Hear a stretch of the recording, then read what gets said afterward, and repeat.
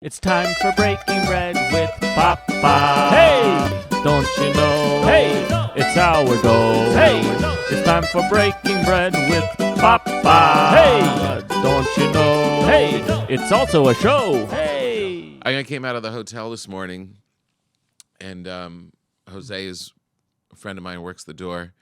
I said, "What'd you have for breakfast?" And he said, "I just had some coffee and some oatmeal." I said, "Oh, you're keeping it healthy." I said, I'm thinking croissant." He was like, "Oh my God, that's so much better." Yeah, it just sounds good. Croissant is exciting. I know. Yeah. I saw Gaffigan did my radio show last night. Okay. He was skinny Gaffigan. Yeah? Yeah. Good for He him. had all these jokes about doing Manjaro. It's like the Ozempic, but the Manjaro. Oh, I don't know Manjaro. It's like an Ozempic. It's Okay. like one of those things that just, I've got to talk to him because it takes away your craving for food. Yeah, that's how it works, right? You just eat less because you don't want to eat. You don't want to eat. And then you think, well, why don't I just do that in my everyday life? Those drugs are all about, they're really for diabetics. It's all about Right. leveling out your blood sugar. So like if Right. we just say, well, then I just won't eat. Then I don't need the shot in my gut. I just won't eat. But then your blood sugar crashes and you're dizzy and you need food. Right. This levels you out Oh, and you don't have a craving I for see. of any sort, really, I from what I've learned, is that they think it's going to solve like drug addiction. Right. That's some of these drugs could be used for like a greater thing than just like let's get everybody skinny and looking good. I know. Well, even the looking good is like, it's really supposed to. Yeah. I mean, I have a That's friend that not went what on it's it, meant and for. his blood pressure's great now. He just dropped Yeah. his weight, so his cholesterol's down, his blood pressure's down, all Wow. that stuff's down. But you also have no joy in your life. But if you don't need have a hobby, cravings, then are you missing the that's my question. right? Yeah, If you don't have cravings, do you know that you're missing joy? Jim is the perfect person to ask these questions boy, because yeah. he wrote whole books on food. Yeah. Wow. He's had years of comedy on just his love affair with food. Wow. Yeah. So is it And over? Why Did they is break he up? taking this drug? I don't know. Maybe it's for health. Maybe it's for Yeah. just to be skinnier. Hmm. I don't know. Interesting. I know. What's the side effect? Why wouldn't you take these drugs? There's something going on. Right? Oh, something's going to come out. There's no free lunch here, which is probably the wrong analogy in this case. We don't want free lunch.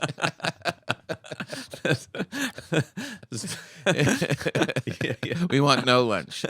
Yeah, I don't know. I mean, people keep saying that like it's going to, we'll see. Yeah. Something's going to come out. Right. But these drugs have been around for a while Yeah. for diabetics. For diabetics. It's just when marginally Right. chubby people Right. in show business got wind of it. And they decided, wait a minute, I could just do this. And isn't it amazing though? It really shows you like it's just how much you're putting in your body. Yeah. They say like, well, it should accompany lifestyle change, and you should exercise and blah blah blah blah blah. But at its core, you really don't have to do any of that, and the weight just comes off because it's just about putting stuff into your body. Yeah, and we're kind of a product of our environment where we're just living in this world where this is what you eat, and it's Yeah. not good for us a lot of times, most of the time. When you think about the options we have in our environment, Yes. it's insane. Yes. Like if you lived in a little village, in a cottage, Yes. like outside of town, you yeah. you know what I mean? Yeah. There's no Yeah. gigantic supermarket with 6,000 cereals Yeah. and tons of rotisserie chickens and salamis and Yeah. I mean, it's just, and that's one store. Yeah. That's one stop along your ride home. Yeah. Then the neon lights of Taco Bell and McDonald's, and then your fine wines and your nicer restaurant. I mean, it's It's crazy. crazy.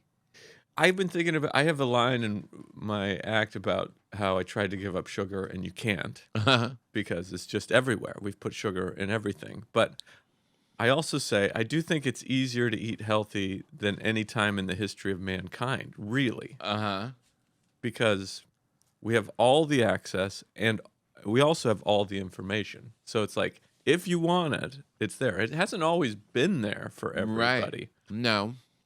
You know, I mean, maybe there weren't processed foods and different things like that. But we don't have to eat. We have the healthy stuff. Right. And we have the information. Yes. And I don't know if there's ever been more access to the healthy stuff. It's easy to get it. You just go to the store and get it. Yeah. And the information we know. Right. It's like nobody needs to tell us again. Like I go to the store. I know what I'm supposed to eat. Yeah. But so it's never been easier. But at the same time, we just look at it and go, not interested. No, thank you. Like, don't call us. We're not ready yet for this kind of responsibility, you know? I get it. Yeah. I get it. So it's a weird time because it also is like people were probably healthier before we had all this access. But, you know, I guess. You ever had the moment in the store where you're like, if I don't, anything I'm getting in this store is going in my body. Yeah. Like I was looking at lettuce and I was like, which one of these? And I was like, that doesn't matter. And I was like, well, it kind of does. Yeah. Whichever one I pick is going inside of me. Yeah. Within days. Yeah. Like all of this is going to be a part of my being. Right. But there's an emotional component to it too. So you're like, all right, so if it's going in my body, it should all be the best stuff that will make me feel the best. Right. But feeling the best is kind of a moving target. Right. It's like I could feel the best, like energetic and feel a little lighter, or I could feel less sad by plowing this whole row of Oreos into my body. Yeah. You're coming with me, Oreos. Right. You've got a job to do too. Right. The lettuce is doing their part. But the Oreo, oof. Yeah. It's got a real important job too. When I'm sitting there in the cold in the winter and no one's in the house and I'm feeling a little down and I didn't get that job and I'm just missing my mom and dad. Get to work, Oreos. Yeah. Yeah. But like this croissant. I just took a bite of this croissant. Yeah. This is my first bite, and I'm already happier. You can probably tell in my voice on the podcast. I've jumped up a couple levels. If I'm crunching into an apple, I don't know if I'm feeling that happy. Right. But the Oreo will stab you in the back eventually. Yes, good point. I mean, yeah. He'll make you feel okay about missing your family for about 5 minutes. Yeah. And then you go, what have I done? Then you crash. Yeah, you feel it. And then not only are you lonely, you feel guilty for being a fatty fat. Right. Oreos are not your friend. Damn you, Oreos. And I remember when I went through a vegan phase for really? Yeah, I tried. Wow. I was a vegetarian for a bit, for like a year or two. Really? Mm-hmm. I did not know that. Yeah, because I had this one. I ate buffalo wings with my friend, and the bone kind of splintered in my mouth. I was like, and there was like a vein, and I was like, this is disgusting.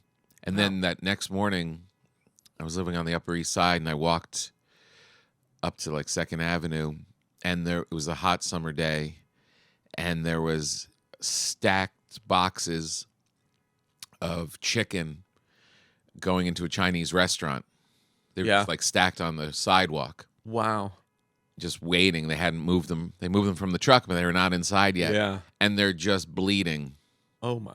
Sweating, bleeding. Wow. Onto the sidewalk right after my buffalo wing incident, I was like, I'm gonna give this a break. Yeah. I think I'm gonna stop this for a bit. Yeah. And I did. Yeah. And one of the things you find out, and then I was like, well, what about one step further? What about vegan?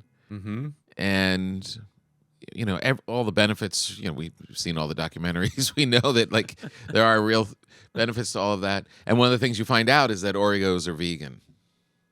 Oh yeah. Vegan. Guess so who healthy. shows up? Yeah. Guess who shows up?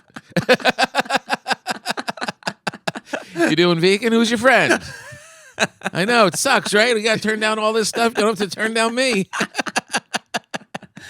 Vegans, yeah. Oreos are tricky. I'm not leaving you, baby. Hot dog took off. Lettuce is still there. Lettuce is there. Lettuce is hanging. He's hanging. I think a salad, like if you want to clean up your eating. Yeah. Like the other night, Cynthia and I it was Sunday night, and I normally cook on Sundays. Mm-hmm. And I don't know what had happened. I think we had eaten a lot the day before. Anyway, I was like, how about just a salad and some broccoli tonight? She's like, yes, that'd be perfect. And it's pretty filling. Mm-hmm. There's a lot of flavors happening, a lot of Yeah. stuff popping off, and so much better. Like, Oh, yeah. so light. Yeah. By the end of the night, like you're watching a movie, you're not like Yeah. falling asleep, and Yeah, you just feel better, right? you do feel better. I know. I know. It's like, what else is there to eat? Like, you go out and you're like, I guess it's just salad. That's the only thing to eat. Every time people Salads are a good solve. Yeah. They are. But you ever go to a place and they put the calories of their salads? Yeah. You're Some like, salads are cheating. oh yeah. Yeah. You are. This is not a what? Yeah. Really? Salad? You're calling this a salad? Yeah, this is the problem Just with 'cause our society. Just because you chopped up the bacon, Yeah. and made it smaller Yeah. and put it into. I'll have some Ozempic bits on the top of my salad. But if you walk through life, now that's really the question that I have for all of these people that are doing it. You walk through life, like, do you not miss it? Like there was a story out at Thanksgiving of what all the people on Ozempic were going to do to stimulate a desire to eat Thanksgiving dinner. Oh, yeah. Because you're rolling into the big eating holiday with no desire for food. Right. So they was like, how do I hack my not wanting Yeah. to celebrate with food? Right. Wild. Yeah, that is wild. Because it's good to have, I mean, it's just meant to be, occasionally, but our society Yeah. makes it accessible constantly. Mm-hmm. Yeah. Last night I knew when I had my Come to Papa show, more than how's the show going to go, more than will the acts be on time, will the music be good, will we be putting on a good I performance. know where you're going. Yeah. I'm thinking, am I going to have the nachos when it's over? That's all we're ever thinking. I know. Just like, what's after the show? Yeah, what's my little reward? Yeah, the reward.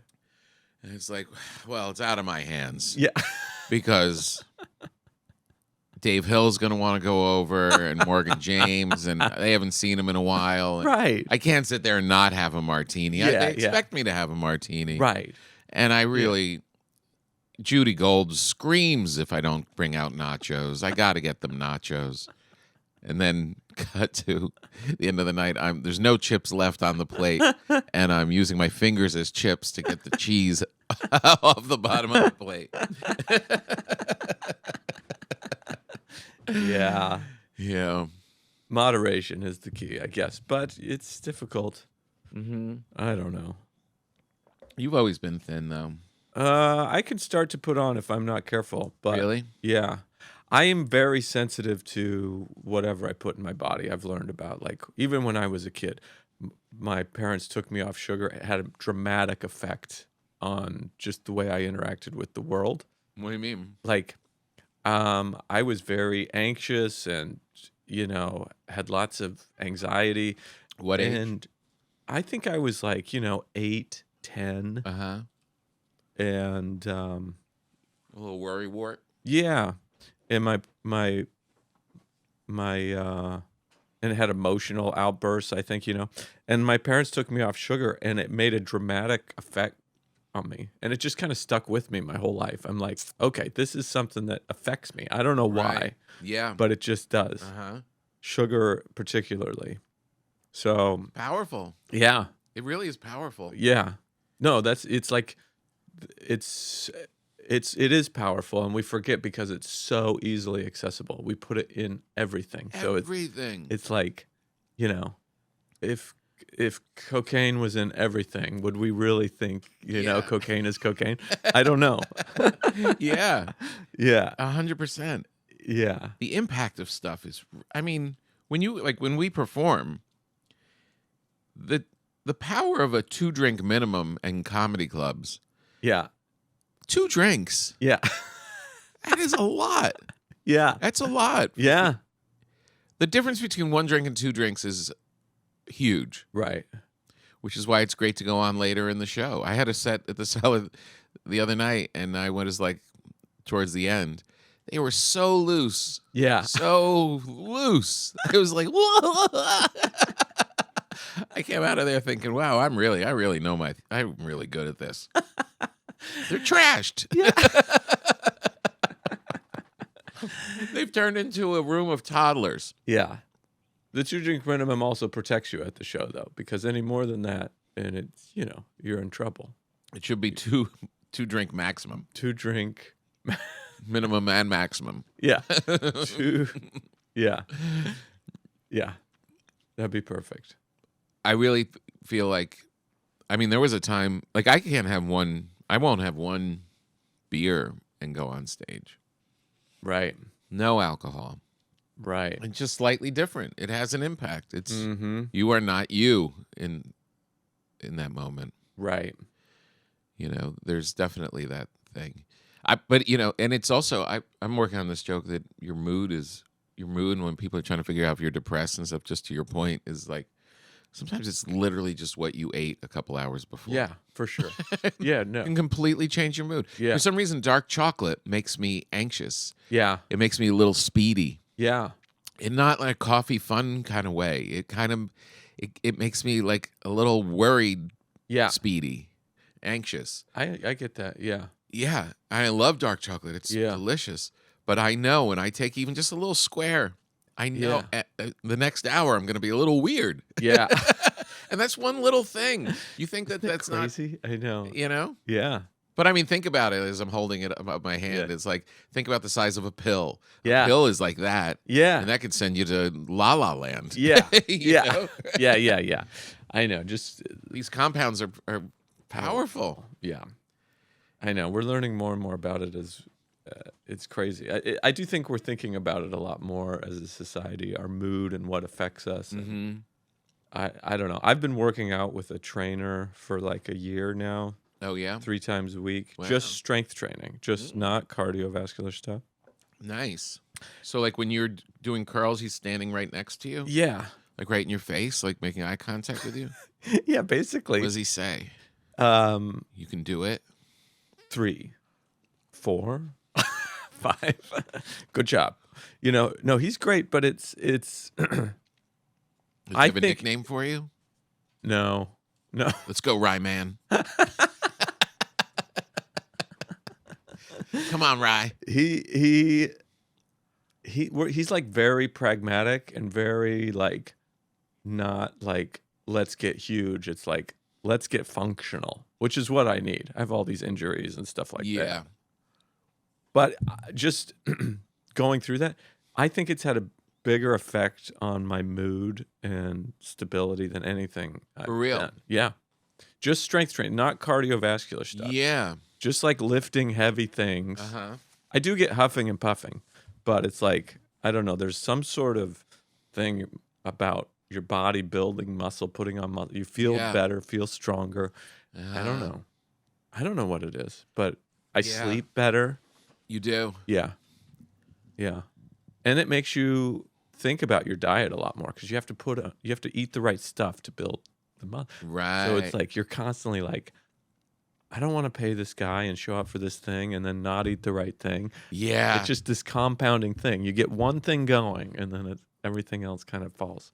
I had Matt Wilpers from Peloton sitting right in your seat. Oh, I saw that. I saw some clips of that. Yeah. He's so great. And the biggest thing I took away, just lesson-wise about your health, was just what you said. It's the stuff in between. Oh. It's like if you have this great workout, then if you do all the wrong things, you're starting off Right. back where you Right. did it. But if you do the right things, you're getting better and increasing Right. your strength and increasing your health. Yeah.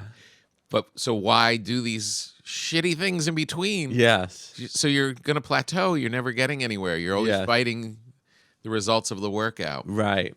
That was a great lesson. That's interesting. Yeah. Yeah. That's why being a comedian it's you go on the road and everything falls apart. It's so hard. It's so hard. Like literally, I'm wearing my running shoes. Yes. Nice. Which is big for me. Yeah. Because, I'm a fashion plate. I walk through the airport. I think everybody's expecting me to wear some good shoes. So I wear my running shoes because I'm ready for action. To squeeze a workout in, I'm doing these podcasts. I have my radio show. I did the show last night. I literally trying to find an hour to go do the thing is rough on the road. Yeah. And tomorrow I'm getting picked up at 6:30. Oh my gosh. And you're tired. Yeah. Yeah. You just it's not tough. healthy. But at least putting the shoes on makes me I'm conscious of it. I'm gonna try. Like not today. I'm like, all right, between 3 and 5, I have a shot. Yeah. That stuff works. Anything you can do to make it easier. Like just lay it out in the morning. So when you wake up, oh, there's my gym clothes. I guess I'm going to go to the gym, whatever it is. Do you ever think how insane it is that we travel as much as we do? And I mean, I know there's, a lot of people travel, but you're alone a lot. Yeah. What's been hitting me about the weirdness of it, and as I look at my schedule of like when I'm doing stuff, it's like I had a moment where I was like, do I need to land so I can leave at this time and I can be home. Do I need to land in Lexington, Kentucky at midnight and then walk to my rental car in the cold, dark, who knows what bad guys are filled in that place? Yeah. And then find my way to the Days Inn. Yeah. And then who knows what that parking lot, who knows who's staying in. Oh, yeah. You know what I mean? Like, all that part of it, for some reason, maybe because I'm getting older and don't have as many muscles, but I'm a little more conscious of kind of how crazy it is. Yeah, it is crazy. To be flying, to be completely solo. I'm like, when you're young, you just kind of think, I'll just get there at midnight and I'll get in my car and I'll go, I'm like, I'm not saying the world is totally filled with bad guys, but let's cut down on the possibility of running into them when you're completely alone. Sure. And there's nobody in the booth. Yeah. That hurts. Yeah. You know what I mean? Yeah. You ever stop and think about that? Oh, yeah. I think about it like, well, also, you're supposed to be in bed. Like, what do I do? Like, that's what I always think. I'm like, okay, I can get up at 6:30 and land at 3, or I can get up at 9:30 and land at 6. So I get up at 9:30 and land at 6 because I'm homeless, but it's like I'm sleeping when I'm supposed to sleep, hopefully. Yeah. Yeah. It's impossible to juggle all these things. But yeah, it's better to be safe than to be in danger. But it's unusual. I guess the point is that it's we do it on a weekly basis. Right. You're constantly like people will fly somewhere and go to a rental car place and go to a hotel and then they're like, "Whew, this was the year we went to Lexington." You know what I mean? Yeah. Like whenever there's like a mess in front of you at security, it's like these people. I always in my head, I'm like, come on, get it together. And they're like, what the hell? They haven't been there in years. I know. It's been years since they've had to anybody yelling at them at TSA. Yeah, and it's just You're used to it. So you're like, come on, get it together. But these poor people, I know. this is a big deal. It is true. I had a driver pick me up in Baltimore, and he said he's been on an airplane once. He's 49. Wow. Said he was on it once. Yeah. And he had a connecting flight in Dallas, Fort Worth, and he'll never do it again. Connect in Dallas or fly? Yeah, fly. Fly. Yeah, he's done. He's got family in Florida, and he's like, I'm driving that. Wow. Yeah. He was like, that is not. Oof. Yeah. I'm like, what? Once. Isn't it? I did it 2 times today. You ever go to like a corporate event or something and it's their big event? This is their whole thing. They've been working on this for 8 months. Yeah. They started planning it the day after last year's.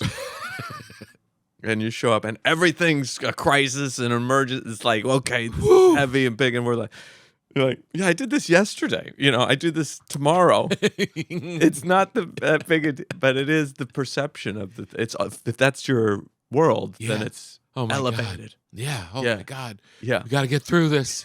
Once you get on stage, it's over for me. I finally have a drink. Yeah, that's true. It's so important. I have to do it today. I have to have a call with a group that I'm going to perform for. Uh-huh. And for years, I would tell my agent, like, I'll be there. Do I have to make the call? Yeah. Spend, I know. They're paying you. Yeah. It's a big deal. Yeah. They're concerned. I know. I call it the feel better call. The make them feel better call. Yeah. Right. Just one last thing they have to worry about. Yeah. He gets it. Yes. He's not going to say something disgusting sexually in front of our chairman of the board. Yeah. It's just do it. Just make the call. Right. Yeah. That's the other thing too. When you are there, you can't rip apart. Your job is to make fun of some of the things. The guy before you or whatever. Right. Just have a little bit of relation to call out some stuff that's there. Right. You cannot rip apart this whole thing and be like, wow, you get an award and you get to go home to. Yeah, this award is their whole year. They've been working to get up on that stage all year long. They don't need you walking in there and being like, nice trophy, asshole. You know what I mean? Yeah. That's a good way to put it. But you do need to have that conversation it's part of the job, I guess. It's like, let's make everybody happy. And yes. And I'm glad, I'm grateful when they put in all that work. I understand, but I just can sense the anxiety. And I know it's going to be fine because it's always fine because I do it. Yeah. It's going to be fine. I had a great moment. Did I ever tell you my John Prine story? No, I loved you. Really? You have a John Prine story? I have a John Prine story. Oh my gosh, I'm ready. Oh, it's the best. So we were doing live from here, Prairie Home Companion, in New Orleans. Okay. And John Prine is on the show. Uh-huh. And, I mean, just a legend. I mean, just a legend. This is a couple years before he passed. Mm-hmm. And Roy Scovel was on the show. Wow. And he was with me during rehearsal, and he wasn't familiar with John. And Roy standing next to, and we get to watch him rehearse. Wow. We get to watch John Prine rehearsing, just breaking into stuff and then stopping, all the beautiful stuff. Yeah. That is even better than, not better than a performance, but pretty Cool great. to watch. Another unique performance. And at one point, Rory said to me, how do I go from not knowing who this person is to them making me cry in 30 seconds? That powerful, right? He's so, what a gift. So anyway, we go to rehearsal. It's at like 3:30, something like that. Probably 3. And the show's going to be at 7. Do the rehearsal, do the whole thing. And we break and the hotel's nearby, so I don't introduce myself to them. He's too. Yeah, this is too monumental. Right. I'm not gonna ruin this with my awkward attempt at. Yeah. I'm just gonna chill out. Yeah. So I get in the elevator at the hotel to take a little break, and he walks in with his manager and some other guy, his little team. Yeah. And they're saying to him, John, they want you back there at 5. And he's like, 5? When's the show start? And they said, well, show starts at 7, and you'll probably be on around 7:45. And he said, and they want me there at 5? Yeah. He said, how about we show up at 7 and see what these people look like nervous?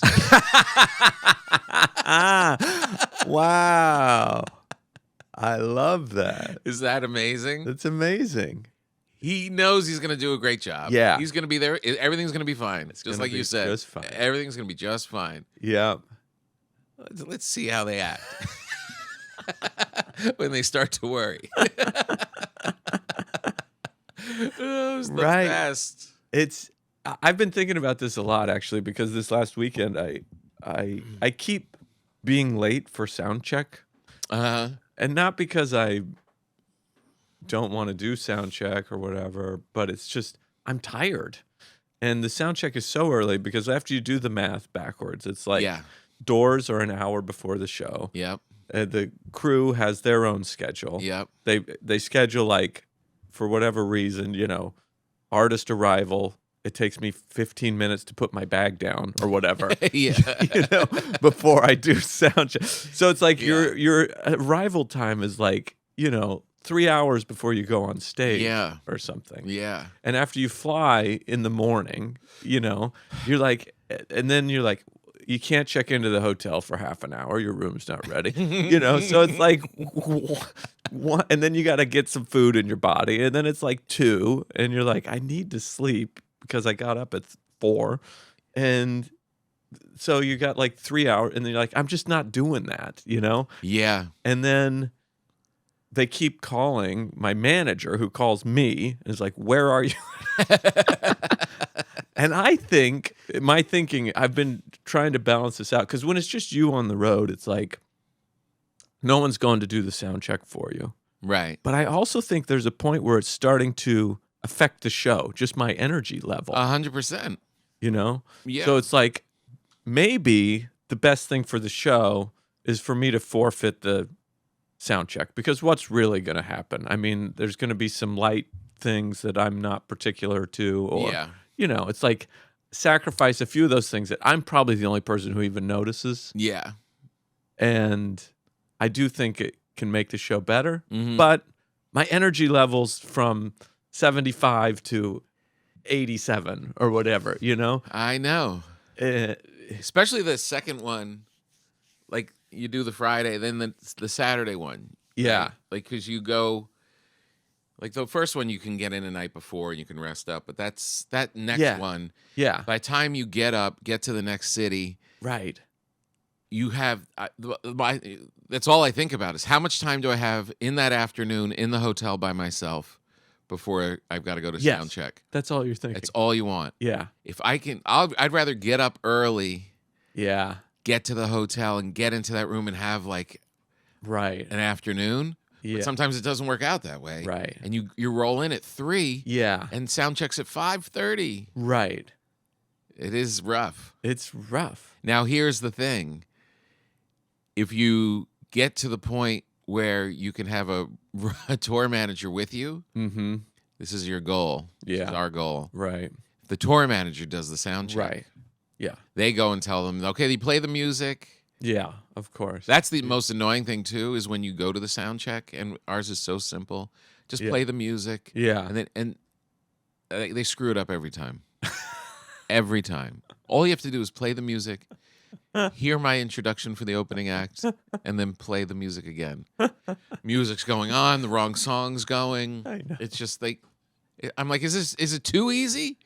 Did I make it too easy? Why did you make me get him out of my room at 5:30? Yeah, right. And then screw it all up. Right. Yeah. Yeah. It's ridiculous. It is. It is ridiculous. But I'm going to think of John Prine now during sound check, I think. I mean, it almost makes me think, make the show as simple as possible so you don't have to do it. Right. I mean, I try to do that. I don't know. Isn't it weird? It's like I always go like, because here's an example. Like the stage wash is always from one end of the stage to the other end of the stage is brightly lit. Mm-hmm. And it's like, I'm going to occupy 7 feet on either side of the microphone. So we have 15 feet on either side of me that is lit, that's like distracting. Yeah. So let's bring it in. So let's take, I don't know lighting terms, but I'm always like, focus. And they can always make it look better. But I have to tell them to do that. They just won't think that way. Yeah. Because they're doing a bunch of shows. I've got the lights and a new iPad, and I can look what I can do. Yeah. Or I don't. They're like, the show yesterday wanted whatever they wanted, but it is ridiculous. And sometimes you go in and the staff is on top of it. Yeah. They love their jobs. They're ready to go. Other ones you go in, they're like, all right, who's this guy tonight? Yeah. And they've been doing 1,000 shows, and they couldn't give a shit. Kira and I were in St. Louis. These people were mean from hello. Right. They could not have acted like we were more unimportant. Yeah. Like, we are the show. And we're like, screw us for asking to hear how the mic sounds? Like, you want to do that? And then you're like, and then you tell them, play the music at doors. It goes to 7:10. Then the show starts. Yeah. And then I'm going to do Voice of God and bring out the thing, bring out the act, and then she'll bring me out. And when they look at you like, got it. Got it. Don't got it. Don't got it. You can have that shit attitude. You can act like I'm being anal and overly concerned if you nail it. Yeah. If I give you 3 instructions and you screw them up, screw you. You don't get to have that attitude. Yeah. Yeah, we get it. Yeah. Your cues. You just screwed all of them up. There's 3, and you didn't nail one of them. Do you have a light on the stage or a clock? I have a clock, yeah. I like to have a clock. I love the clock. I find that that's the thing. Every time I go, I have to go, do you have a clock? And they go, we have a clock. Well, no problem. We'll set it up. I go back to the green room. Everything's done. I walk on stage. I would say 50% of the time, no clock.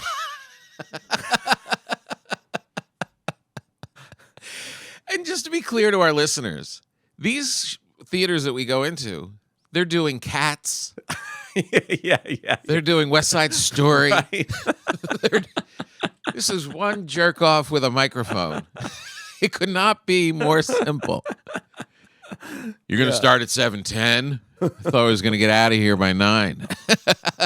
You know what really drives them crazy is when I sign books at the end. Yeah. Oof. Oh, they don't love that. They want to go home. Yeah. Another hour, 20. Yeah. Right. Sometimes longer than the show. Yeah. Signing books. Yeah. They really don't like you after that. Yeah. This is why the tour manager. It's important. Right? It would be really nice. You watch what Kevin does with I know. Jerry out on the road. I know. It's just. It makes everything. He's like military. Yeah. He's in there at like 2 PM for the first swipe. He gets in the day before. Yeah. He's doing all that stuff, that's what it takes, really. It's really what it takes to do it right. Yeah. You telling these people what to do in that half hour before doors, it doesn't sink in. Yeah. And look, we all get information, and I get it. I don't care if you screw up if you're trying. Right. It's the attitude of like, you ain't shit, and then you screw up. But you're right. I mean, think about how much time he goes there the night before. Yeah. Then he's in there early in the day, like right after lunch. When you go for your little nap, he's there. Right. It's not a complicated show. Yeah. But he has to do all that work to make sure that they get it right. Yeah. And it makes a difference. But then you got to pay a tour manager. Yeah, that's a whole different level. I mean, to get to that point. Yeah. It's can't. not that far. Well, I'm still not, paying an opener to go on the road with me. How do you do it? You don't have an opening? I mean, I mostly get local people. Oh, really? Yeah. Just reach out and find people and I know people in a lot of markets. I mean, I'm generally pretty happy with them, but Yeah. To fly somebody out It's a cost. It's a lot. It is a lot. I know. What about you ever do it just on your own, an evening with? I do that. I don't mind doing it. I find that when I suggest it, people get nervous. Mm-hmm. Like it's not going to be enough? They're like, well, what do you mean? And it's like, it's, Yeah. It's I don't fine. know. Yeah, I think it's. I think sometimes the audience, Yeah, it's like, we came to see you. Oh yeah, well, who's this guy? Right. Yeah. I mean, we've all been that guy too. You're out there on Right. stage going, I know you're waiting for the other guy. Yeah. But I mean, Yeah. it's a cool aspect of they don't know who my opening act is, and now they're Yeah. a fan of my opening act. Yeah. And that opening act will one day be the act. Yeah. That's a cool thing. Yeah. And you have someone to hang with. But there is something cool. Paula Poundstone just goes out by herself. I know. We've talked about that. We have. Yeah. Yeah, and she does like 2 hours. Wow. And it's good. It's enough. Yeah. I saw Sedaris Yeah. over the holidays. Oh wow. And it was really cool because I haven't walked into a theater and sat down and watched a monologist Right. maybe ever. Right. I mean, Right. Since Cosby at Carnegie Right. Hall 20 years ago. Wow. So it was really interesting to watch it Yeah. because it gives you perspective on you have this feeling, I'm sure, of is this enough? Yeah. Is this enough of a show? I know. You all came out and sat down. I was thinking about it the other night. I was watching Colin doing his act at the Underground, whatever the upstairs of the Underground is. And I'm looking at these people, and they're all sitting in there Yeah. in these little tables, ordering their drink with their date, getting some French fries, Mm-hmm. settling in to watch this show. Mm-hmm. And I'm like, it's just going to be Nick for 10 minutes and then Colin for an hour and 20, hour 10. In an hour and a half, these people, that they've done something. Mm-hmm. Like, you know what I mean? Yeah. Like, Yeah. in a way, it seems too small, but it's not too small. No. I know what you mean. I think about it constantly. And I've come to the point where I think the audience knows when you're elevating your performance, and that's enough. You know what I mean? If you're giving them 100%, Uh-huh. it's obvious Right. and they know it. And then it feels like enough. Right. If you're out there phoning it in, Right. being lazy, not taking this particular show serious for whatever Right. reason, Mm-hmm. then maybe it's not enough, Ah. I think. Right. I mean, they're still grateful and maybe they don't know all the nuances and Mhm. shades of difference, but Yeah. I think when you're performing at your peak 100%, nobody's walking out of there going, oh, I wish there were more lights or music. Right. You know? Yeah. No, that was the thing watching Sedaris. It was like he's just reading Yeah, and talking a little in between, right. but it was like an hour and 20 or so. Yeah. And we parked and walked in and sat Wow. in this theater, and it's just a guy up there doing his thing. But when it was over, it was like, yeah, we got to see this special person Yeah. who we love Yeah. fill Yeah, our head with amazing. some cool thoughts and some great laughs, and Yeah. it was like it was good. It Yeah. kind of calmed me down with my own performance. And You know? he's reading new stuff too, right? So you're getting something Yeah. extra that you wouldn't. Yeah, know. he's well, it's pretty brilliant. Yeah. He's like editing as he's going Wow. along. Like Yeah. he's using this audience to Right. refine these Oh, stuff. cool.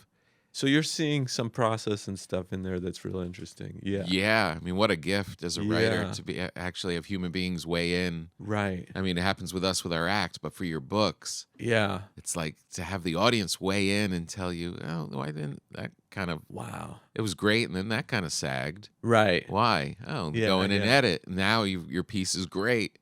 Interesting. I wonder if that's part of the reason why he does it. I'm sure it probably yeah. is. But that's rare for a writer. He's unique that way. Yeah. Yeah. I don't know anyone else who does it. Yeah. He's really carved out a crazy niche. Yeah.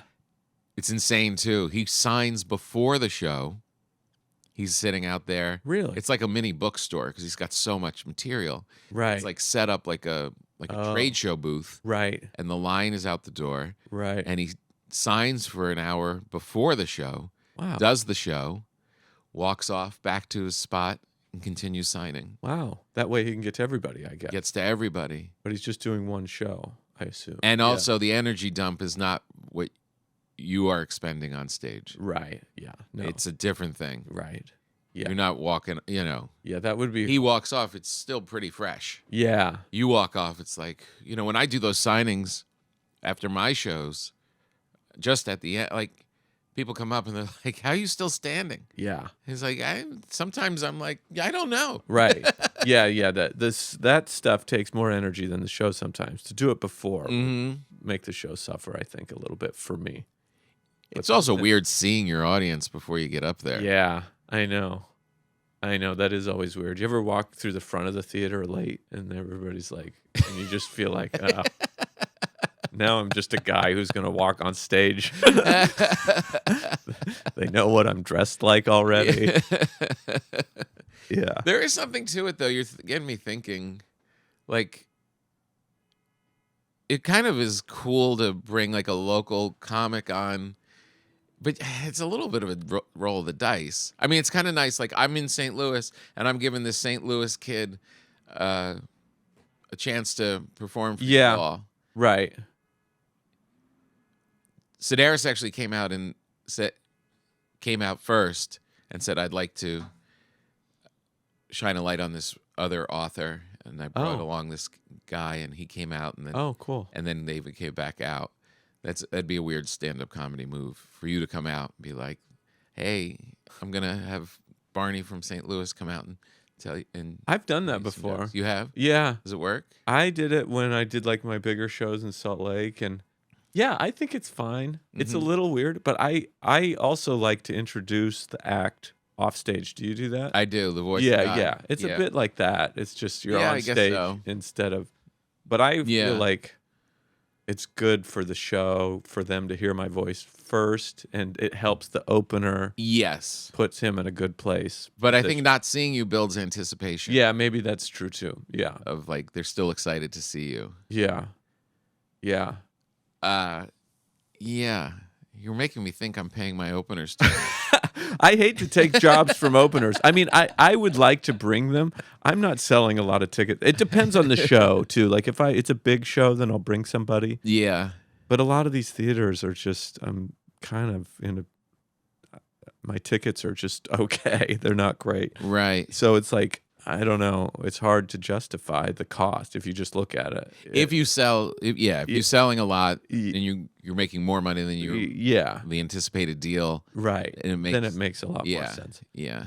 But I do find that going through it, I've like kind of developed a little like circuit of these guys, and I kind of like, okay, I know he's in a general area that's drivable, right? And I get to know like.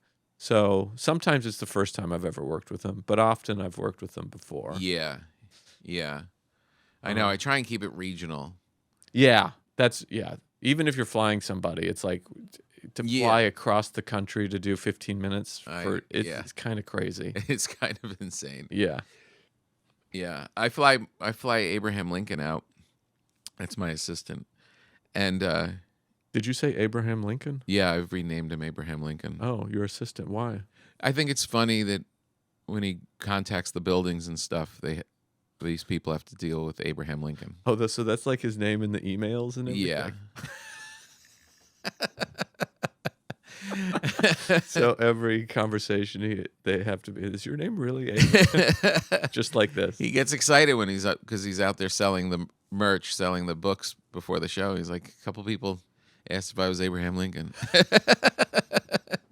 Wait, so you're bringing an opener and an assistant on the road? Yeah. Wow. But you're doing very well, Tom. But I think I'm bleeding money. I think, but for Abraham to come, I'm not looking at the selling the books as a way to make money. Yeah. It's really to relate to the audience deeper. Yeah. And especially the first time through all of these places. Yeah. It's, it's building up that rapport and it's fun to see how Yeah. you really get. It's such a gift. Like Yeah. you hear these stories of people. We drove 6 hours to see this show tonight. Yeah. We flew in. It's our anniversary. We saw you with Jerry back in Yeah. 12 years ago. Wow. And you get to hear all of this Yeah. stuff. It's so great. Yeah, that's nice. It really is. And if we sell the books, I didn't kind of think of it this way until recently, but that kind of covers his expense for being there and helping out. Oh, yeah, doing yeah. all of it. Yeah, that's a good way to look You know what I at mean? it. It's like it's not about making money off of Right. that stuff. It's Yeah. going to cover the travel for Right. Abraham Lincoln. Yeah. It's very exciting for Abraham Lincoln to fly. If I can only get his legal ID transferred, so when he goes through TSA, it's Abraham Lincoln. That would be the ultimate. Wow. Working for Tom Papa must be a lot of fun until it's not. Yeah, until it's not. Until you're making mistakes the way the the lighting guy was. Just do your job. What's the hell so hard? No, Abraham's great. He does a lot. He does too much, actually. Because he's Abraham Lincoln, I think he's able to do everything because he's such a presidential figure. Really, yeah. And he brings factions together easily. He's Yeah, like, he saved the nation. yeah, yeah, So I'm like, he can yeah. sell the books and Right. respond to this email. What was Sometimes the they- name of the guy who assassinated Abraham Lincoln? John Wilkes Booth. Oh, yeah.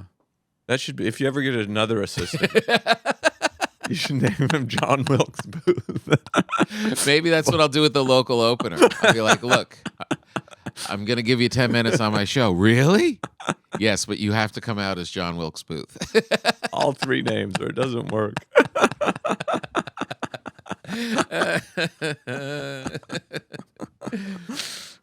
Yeah, Do you drink coffee? I don't. Is It that a makes- holdover from growing up?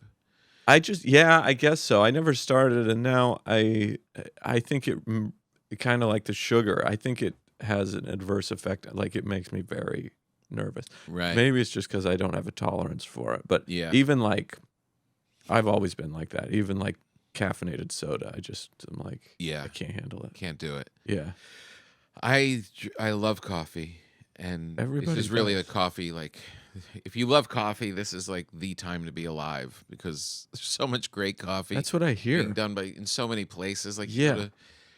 right, Max. Like, you go to all those weird little Pennsylvania towns we were talking about. Yeah. Right, you'll stroll into Pottsville or wherever.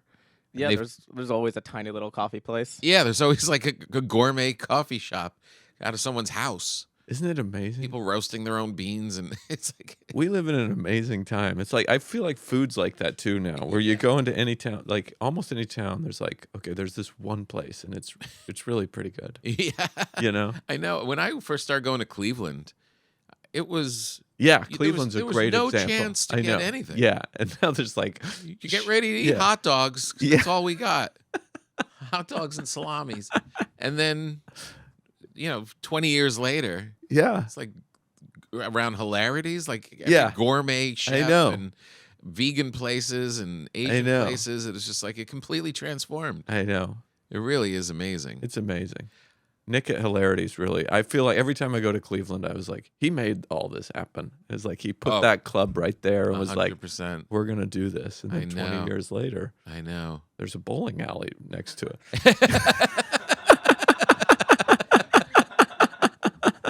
Yeah, they're putting in another hotel. Yeah, it really is true. Oh, you just reminded me that I think it's their 40th anniversary. Is it? Good Yeah. for them. I know. Wow. Isn't that nuts? They're the best. Yeah. 40 years. Wow. So I love coffee, but Yeah. when I'm on the road and you're doing all that travel, I'm starting to realize why in the 70s people in show business did a lot of cocaine. Oh, do you think that was because there wasn't good coffee around? I don't think the coffee's strong enough to get me through some of these weekends. I'm like, I'm sleeping right. I'm eating right. I'm exercising. I'm walking around with my running shoes. I'm down in coffee. Whew. It's like one little meager jolt. It's going to get me through this set. I need cocaine. Isn't that crazy that it's just like I wasn't around it, but it seems like it was just so commonplace at a time. It seems like Yeah. all of show business ran on it from the 70s, Yeah. 80s.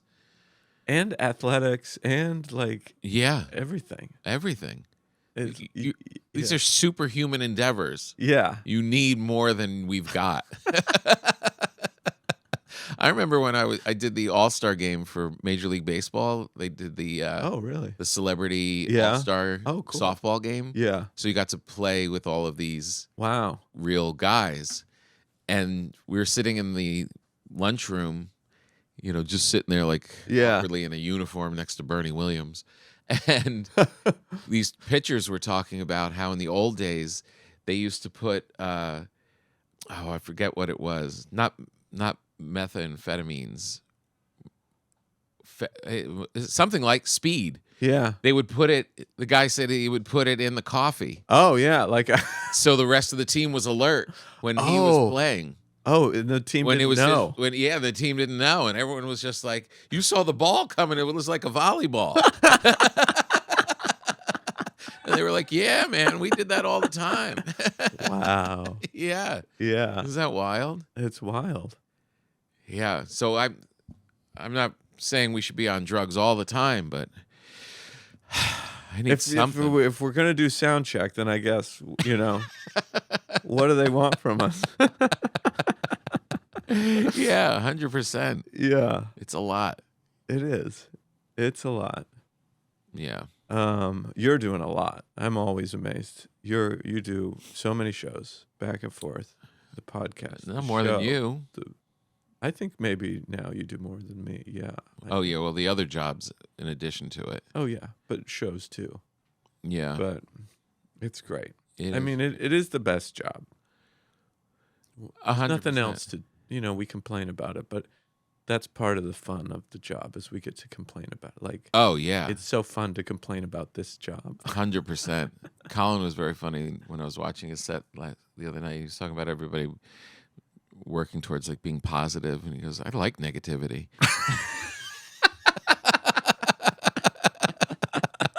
And it really was like, yeah, you can't in this job. You can't be completely grateful and zen. That would kill everything. You've got to be annoyed. You've got to be upset. There's a healthy amount of annoyance. Yeah. What is that called? Yeah. Yeah. Yeah. That's funny. You got to have a little negativity in there. You can't be completely, at peace. What good comic is going to be completely at peace? That is kind of a false thing, a false expectation we put on everybody anyway. Yeah. Like this minute-to-minute analysis of your feelings, that you've got to be completely blissed out and happy and grateful all the time. No. You know what I mean? Yeah, yeah. Right. Every It's time you not- open Instagram, is like somebody else instructing you on how to be grateful in this moment. It's like that's a lie. Yeah. It's a lie. Yeah, you can't be that way all the time, nor should you. And nor should you be paying attention to it. Yeah. All that. You know what I mean? Right. How am I feeling this moment? Shut up. Do something. You're Right. not busy enough if you're just sitting Right. around thinking about how am I feeling at this moment. If you're hustling, working your ass off, you're not thinking. Am I feeling I'm tired? Yeah. I'm exhausted. Stuff's still coming down the line. Let's go. 4 more hours. No, when you're sitting alone on your couch with your cat, how am I feeling? And I think I could be happier. You're not busy enough. Yeah, you sit there long enough, you're going to start to feel bad. Yeah. You sit there alone with your thoughts. There's nothing more dangerous. There's nothing more dangerous. When you see, like, and I really, when I had kids, I realized why my father would be like, What are you doing? Get up. Get out there. Yeah. He used to tell us to go pick up sticks in the woods behind our house. Really? Go Yeah. pick up sticks. What? Yeah. How's this getting us anywhere? Yeah. It was just keeping you busy. Yeah, yeah. It was making you work. Yeah, that's good. Yeah. Yeah. Yeah, that's good. It's just, what are you going to watch your kid just sit on a beanbag chair and sullen in their thoughts with their uneducated brain, just feeling? That's not going to get you anywhere. Their uneducated brain. Yeah. Figuring out how all this works. Yeah. Oh. But the being alone part of it, I think that if you're around people, I think you're energized by people. But you got to be careful with this job. I think a lot of that is being alone rather than just being not busy. You know what I mean? What do you mean? That's the danger Yeah. when you're alone. Yeah. I Yeah. think a lot of this stuff that we see, this kind of like elevate your mood, be conscious of all this stuff, is because we're too isolated, I think. Becoming more isolated. Maybe Human beings or comedians? I've really turned this into my therapy session. No, but Comedians and human beings. But our Yeah. our line of work particularly yeah. is Let's that stick way. with what we know. Yeah. Is what? Very isolating. It is. Very isolating. So much so that you kind of have to make an effort to put yourself in situations where you're surrounding yourself with people that you know can make you feel good. You're making the case for the opening act. Yeah, true. Yeah.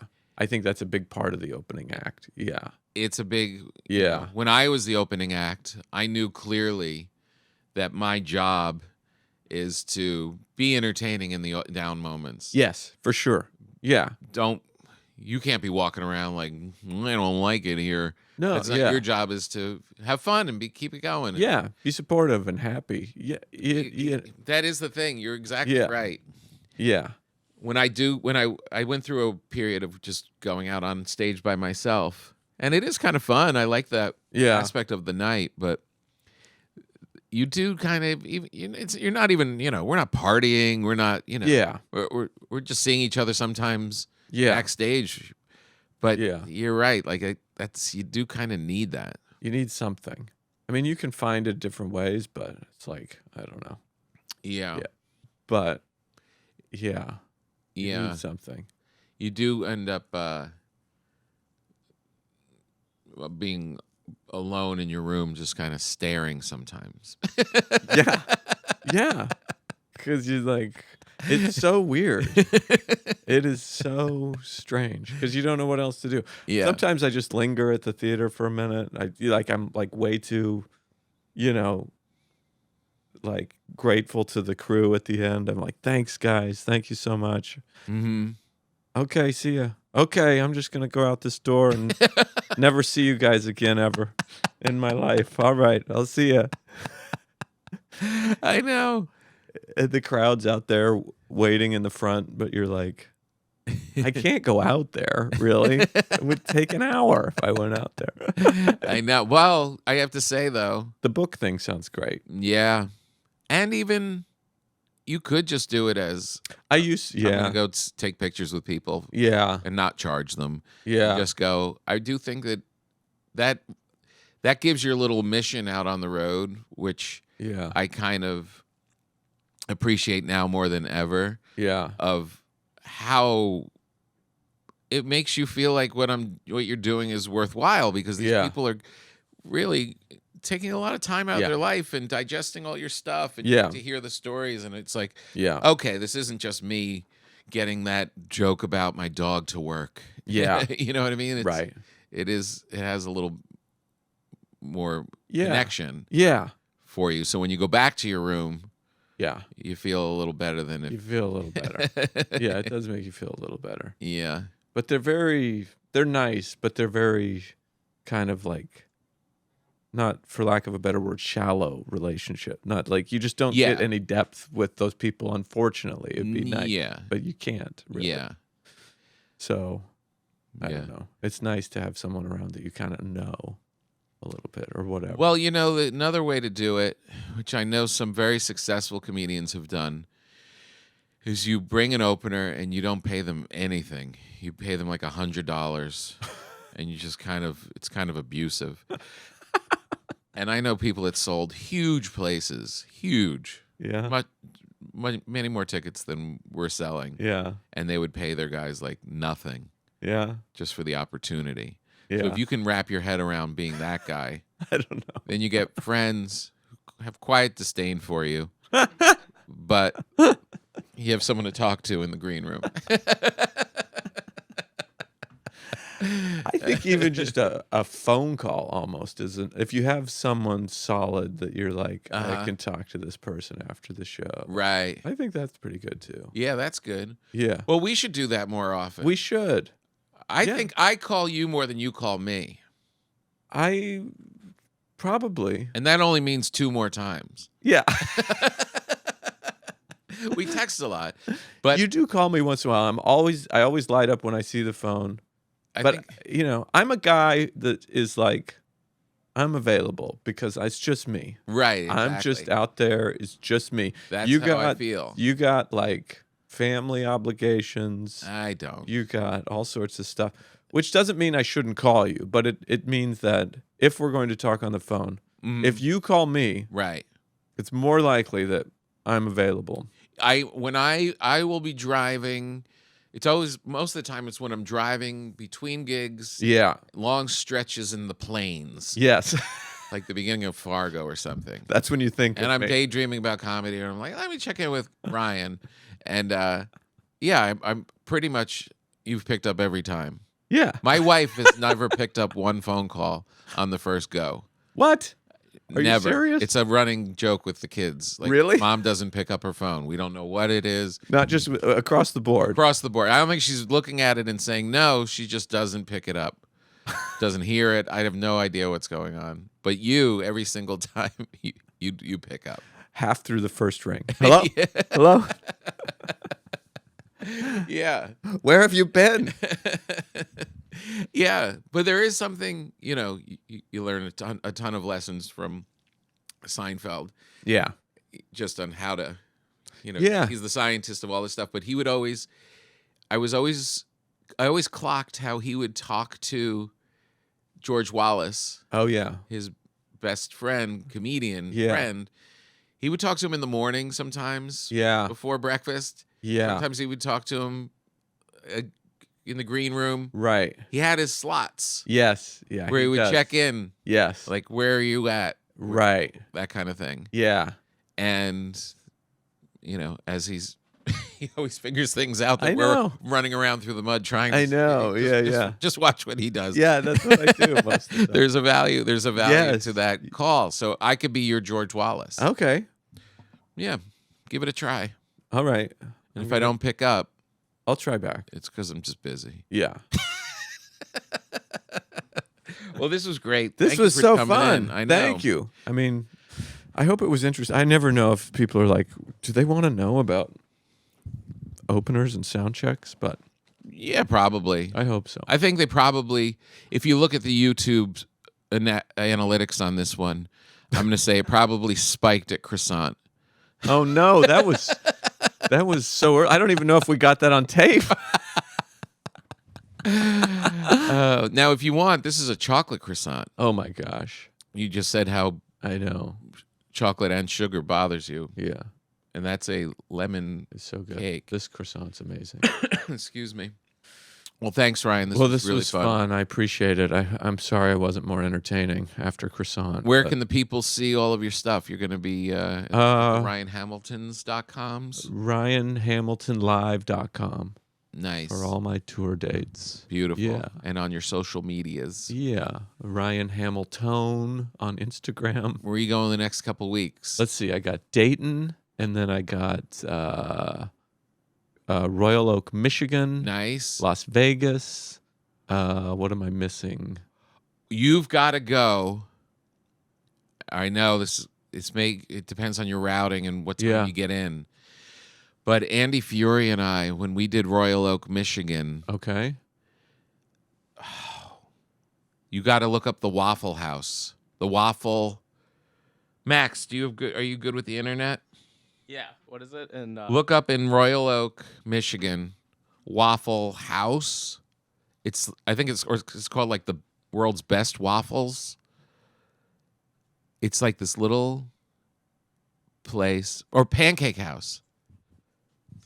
Look up Pancake House. they have the best waffle place, or is it pancakes? What if you were just What's that? describing Waffle House? No, it's not yeah. It's this place. It's yellow and black. Pancakes, Royal Oak, Michigan. Oh, there's Zoe's House of Pancakes. No. Royal Oak. Or maybe Andy Is it Fuhr. original pancake house? Yes. Right? That's the name of it. Yeah, The original House of Pancakes? original pancake house. Original Pancake House. I'm telling you, the best breakfast I've had in 15 years. Really? Insane. Really? Insane. So good. It's nothing fancy. It's pretty big, pretty busy. Andy and I were the only white people in there, which made it so much cooler. Like the after church crowd, Yeah. just lovely people. Wow. I mean, Andy and I talk about like when are we going to get close to that place again? Really? Because we only had a sliver of the menu, and it was the best pancakes of my life. Wow. So good. Okay. Yeah. No, it's great to know. If it's going to cut down on your time in the hotel before the sound check, it's going to be worth it. All right. That's a good one. And you're not going to feel disgusting either. Whatever it's going to Yeah. be, it's not going to be like bad pancake All right. in your gut. This is Wow. heaven. Wow. Heaven. Wow. Yeah. Okay. I'll look it up. And for all our listeners, just look at Ryan's schedule and meet him there.